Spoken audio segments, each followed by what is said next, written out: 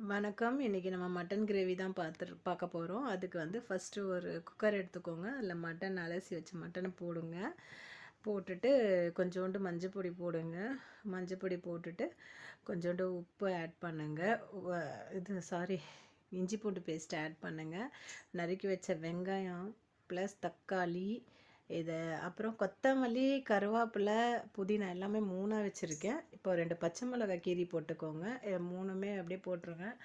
போட்டுட்டு அப்புறமா கொஞ்சம் மட்டன் மசாலா போடுங்க. கொஞ்சம் மட்டன் மசாலா போட்டுட்டு கொஞ்சோண்டு உப்பு போடுங்க. உப்பு போட்டுட்டு அதுக்கப்புறம் கொஞ்சோண்டு ஆயில் ஊற்றிக்கோங்க. கொஞ்சம் ஆயில் ஊற்றிட்டு நல்லா விரசிக்கோங்க. நல்லா விரசிட்டிங்கன்னா கிளறிக்கோங்க. நல்லா கிளறிட்டு அதுக்கப்புறம் எனக்கு சப்ஸ்கிரைப் பண்ணுங்கள். வியூஸ் கம்மியாக தான் போகுது. அதனால் கமெண்ட்ஸ் கொடுங்க, லைக் பண்ணுங்கள்.